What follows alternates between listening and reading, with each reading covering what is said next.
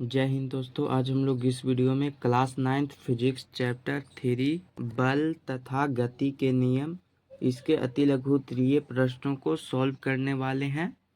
तो देखिए यहाँ पे पहला प्रश्न है कि निम्नांकित में किसका जड़त्व अधिक है। ये यहाँ पे 3 प्रश्न दिए गए हैं। पहला प्रश्न है कि एक रबर की गेंद और उसी आकार का पत्थर। तो देखिए यहाँ पे इसका उत्तर लिखेंगे पत्थर का, चूंकि हमने वहाँ पे संकेत में देखा था कि जिसका भी वजन अधिक होगा उसी का ही जड़त्व अधिक होगा। तो एक रबर का गेंद है और उसी आकार का एक पत्थर है, तो चूंकि पत्थर का वजन अधिक होगा तो इसी के कारण उसका जड़त्व अधिक होगा। अब इसका दूसरा प्रश्न है कि एक साइकिल और एक रेलगाड़ी। तो आप लोग जानते ही होंगे कि एक साइकिल का वजन मतलब साधारण होता है और एक रेलगाड़ी जिसका वजन बहुत ही अधिक होता है, तो इसीलिए रेलगाड़ी का जड़त्व अधिक होगा। तो यहाँ पे इसका उत्तर हो जाएगा रेलगाड़ी। और इसका तीसरा प्रश्न है कि 5 रुपये का एक सिक्का एवं 1 रुपये का एक सिक्का। तो आप लोग जानते ही होंगे कि 5 रुपये का सिक्का जिसका वजन अधिक होता है 1 रुपये सिक्के की अपेक्षा में। तो यहाँ पे इसका उत्तर हो जाएगा 5 रुपये का एक सिक्का जिसका जड़त्व अधिक होगा।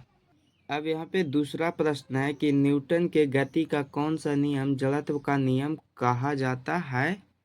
इसका उत्तर लिखेंगे कि न्यूटन के पहले गति नियम को जड़त्व का नियम कहा जाता है।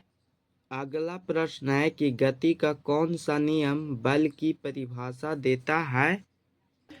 इसका भी उत्तर लिखेंगे कि गति का यानी कि न्यूटन के गति का जो पहला नियम है वही बल की परिभाषा देता है। यानी कि न्यूटन का जो पहला गति नियम है वही बल का परिभाषा होता है। प्रश्न है कि किसी पिंड का त्वरण कब शून्य होता है। इसका उत्तर लिखेंगे कि जब वेग में कोई परिवर्तन न हो, यानी कि एक समान से गति की अवस्था में हो। उदाहरण के लिए हम लोग ले सकते हैं कि जैसे कोई रेलगाड़ी यानी कि ट्रेन है जो कि 20 किलोमीटर प्रति घंटे की स्पीड से चल रही है, तो उसके स्पीड में ना ही कोई कमी हो और ना ही कोई वृद्धि हो, यानी कि वह भी जैसे चल रही है उसी चाल से वह लगातार चलती रहे, तो उसका त्वरण शून्य नहीं होता है। आप लोग समझ गए होंगे। और अभी तक चैनल पे नए आए हैं तो चैनल को सब्सक्राइब कर देंगे और वीडियो को लाइक और अपने दोस्तों में शेयर कर देंगे। 5 नंबर प्रश्न है कि किसी वस्तु के द्रव्यमान और वेग के सम्मिलित प्रभाव को किस भौतिक राशि से व्यक्त करते हैं। इसका उत्तर लिखेंगे संवेग, चूंकि संवेग इक्वल टू होता है द्रव्यमान इंटू वेग। तो यहाँ पे एक फॉर्मूला होता है P equal to M into V। तो यहाँ पे द्रव्यमान और वेग के सम्मिलित रूप को संवेग के द्वारा व्यक्त करते हैं। तो यहाँ पे इसका उत्तर हो जाएगा संवेग। अगला प्रश्न है कि संवेग के परिवर्तन की दर किस राशि को सूचित करता है। तो इसका उत्तर लिखेंगे बल राशि, जो कि बल एक सदिश राशि के अंतर्गत आता है। तो यहाँ पे इसका उत्तर हो जाएगा बल राशि। प्रश्न है कि एक पिंड पर लगे बल और उसमें उत्पन्न त्वरण के बीच क्या संबंध है। तो देखिए यहाँ पे ये रहा संबंध। तो बल इक्वल टू द्रव्यमान इंटू त्वरण। तो बल को F द्वारा सूचित किया जाता है, द्रव्यमान को M द्वारा और त्वरण को A द्वारा। तो हो जाएगा F इक्वल टू ma, यानी कि यही इन तीनों के बीच में संबंध है। तो आप लोग लिख लेंगे। अगला प्रश्न है कि बल एक अदिश राशि है या फिर सदिश राशि।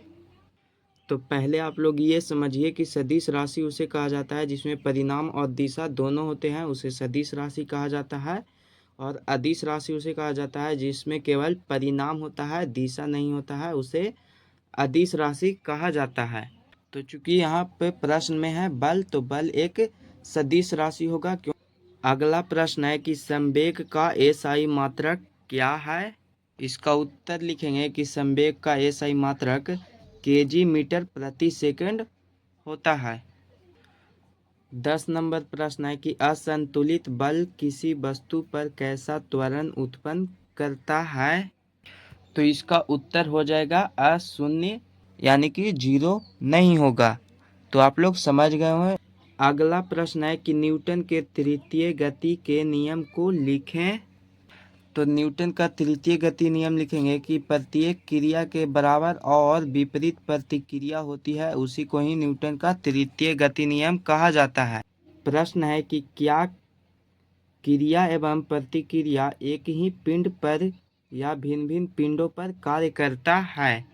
यानी कि यह प्रश्न कह रहा है कि न्यूटन का जो तीसरा गति नियम है वह सिर्फ एक ही वस्तु पर कार्य करता है या फिर अनेकों वस्तुओं पर कार्य करता है।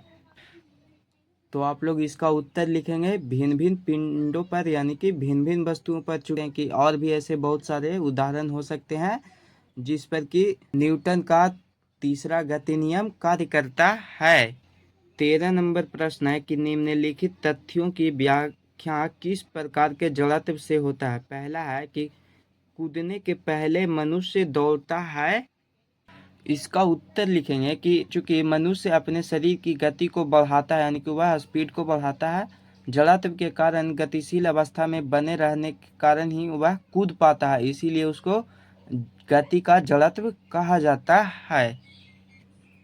अब इसका दूसरा प्रश्न है कि साइकिल सवार द्वारा पैडल चलाना बंद करने के बाद भी साइकिल सड़क पर कुछ दूर तक गति में रहती है। तो यह होता है गति के जड़त्व के कारण। अब इसका तीसरा प्रश्न है कि यात्री पीछे की ओर झुक जाता है जब रेलगाड़ी एकाएक चल पड़ती है।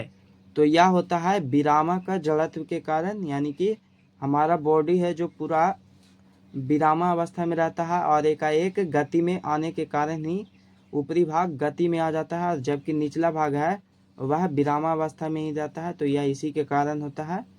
तो आप लोग लिख लेंगे इसका उत्तर कि विराम का जड़त्व के कारण यह होता है। अगला प्रश्न है कि एक पिंड का त्वरण अपने गमन के दौरान 5 गुना हो जाता है, क्या उस पर लगा हुआ बल भी बदल जाता है? यदि हाँ तो कितने से बदलता है? तो देखिए यहाँ पे इसका उत्तर लिखेंगे कि जब वस्तु स्थिर था, यानी कि जब वस्तु रुका हुआ था तब उसका त्वरण ये होगा, किंतु जब वस्तु गति में आया, यानी कि जब वस्तु चल रहा था तब उसका त्वरण हो जाएगा 5 गुना बढ़ गया, यानी कि 5a हो गया। तो अतः हम लोग लिख सकते हैं कि गति का दूसरा नियम से F = ma। तो पहली स्थिति में बात करें तो इससे होगा कि F = ma।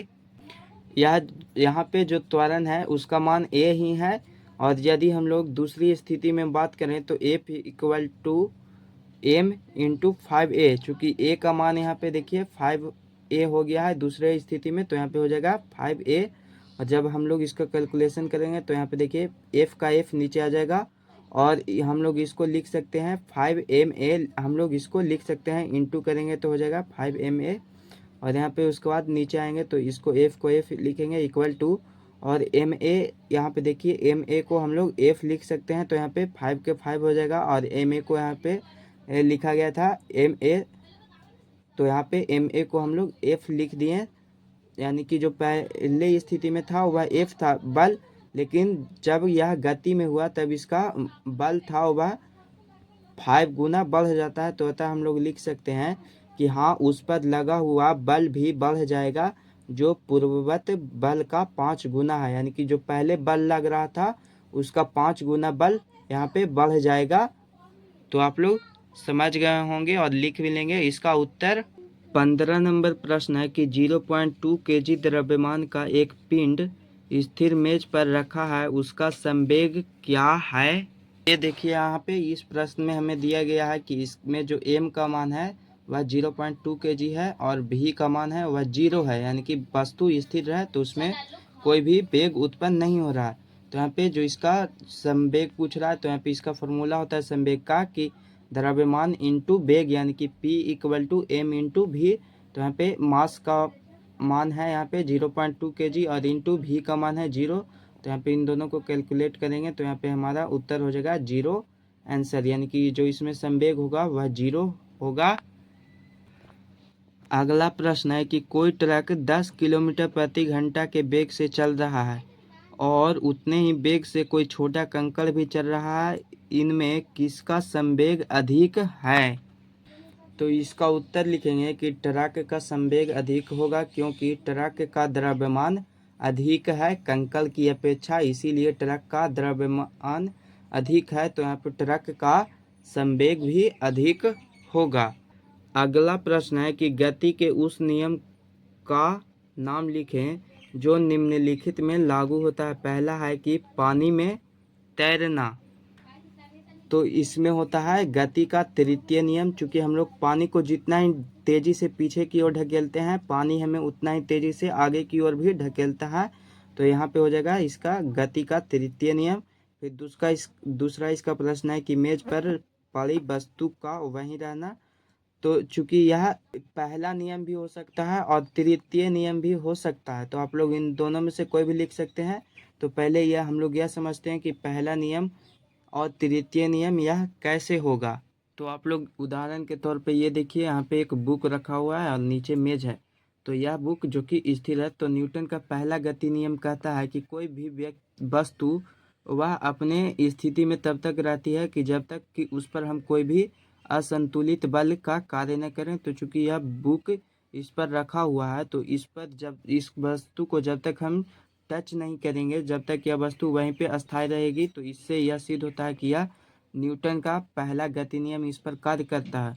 और तीसरा नियम किस प्रकार कार्य करेगा, तो तीसरा नियम कहता है कि प्रत्येक क्रिया के बराबर प्रतिक्रिया होती है। यानी कि यह बुक है जो कि नीचे की ओर बल लगा रहा है, और यह मेज है जो कि बुक को ऊपर की ओर धक्का दे रहा है, तो इन दोनों के बीच एक बल कार्य कर रहा है, वह है न्यूटन का तृतीय गति नियम। तो इस प्रकार से इस प्रश्न के अनुसार यहाँ पे इसका पहला और न्यूटन का तृतीय गति नियम हो जाएगा यहाँ पे आंसर। तो आप लोग समझ गए होंगे।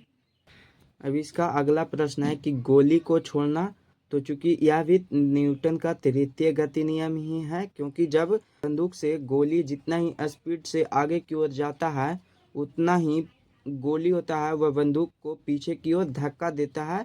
तो यहाँ पे भी प्रत्येक क्रिया के बराबर एक विपरीत प्रतिक्रिया हुई, तो इसीलिए यह भी न्यूटन का तृतीय नियम पर कार्यरत है, तो इसका भी हो जाएगा न्यूटन का तृतीय गति नियम। अगर आप लोग अभी तक चैनल को सब्सक्राइब नहीं किए होंगे तो सब्सक्राइब कर देंगे और वीडियो को अपने दोस्तों के पास शेयर कर देंगे। अगला प्रश्न है कि घर्षण बल की दिशा क्या होती है। इसका उत्तर लिखेंगे कि गति के विपरीत दिशा होती है। जैसे कि उदाहरण के लिए मान लीजिए कि आपने इस दिशा से एक बॉल को फेंका, यह बॉल तब तक नहीं रुकेगी जब तक कि या तो इसकी गति क्षमता कम हो जाएगी, या फिर यह बॉल को कोई व्यक्ति इधर से रोकेगा। यानी कि इधर से कोई व्यक्ति, मान लीजिए कि इधर से किसी ने यहाँ पे रोक लगा दिया, यानी कि इसको रोकने का चेष्टा किया, तो यह इसके में जो बल लगा वह इसके विपरीत लगा, तभी तो यह बल वस्तु रुकी, अन्यथा यह आगे की ओर भी जा सकती थी। यानी कि वहाँ पे उसने आपके विपरीत में बल लगाया। तो यहाँ पे जो बल लगाता है, घर्षण बल की दिशा होती है, वह वस्तु के विपरीत में ही होती है। तो आप लोग इसे अच्छे से समझ गए होंगे। 19 नंबर का प्रश्न है कि 0.1 kg का एक पिंड चिकनी एवं समतल सतह पर 4 मीटर प्रति सेकंड के एक समान वेग से चल रहा है, उस पर लगा हुआ बल कितना है, यह हमें बताना है। तो आप लोग ये देखिए, यहाँ पे एक सड़क है, यहाँ पे एक वस्तु है, यानी कि मान लेते हैं एक वस्तु है जिसका वजन है 0.1 kg, मास इसका हुआ 0.1 kg। यह चल रही है 0.4 सेकंड के स्पीड से। ना ही अब इसमें कोई स्पीड बढ़ सकता है और ना ही कम सकता है, यानी कि जो, तो हम लोगों को यहाँ पे मिल गया कि इसका मास हो गया 0.1 kg, इसका प्रारंभिक वेग यानी कि u हो गया। मान सकते हैं कि जब यह स्पीड स्टार्टिंग में ही इतना है, तो अब इसका चाल ना ही कमेगा और ना ही बढ़ेगा, तो इसका जो प्रारंभिक वेग है वह 4 मीटर प्रति सेकंड, और अंतिम वेग चूंकि यह जाकर यहाँ पे भी जाएगा तो यह इसी स्पीड से जाएगा, तो इसका अंतिम वेग भी होगा 4 मीटर प्रति सेकंड ही होगा। तो यहाँ पे हम लोग इसका त्वरण ज्ञात करेंगे। तो त्वरण का ये होता है, तो यहाँ पे फॉर्मूला लगाएंगे कि v माइनस यू बटा टी।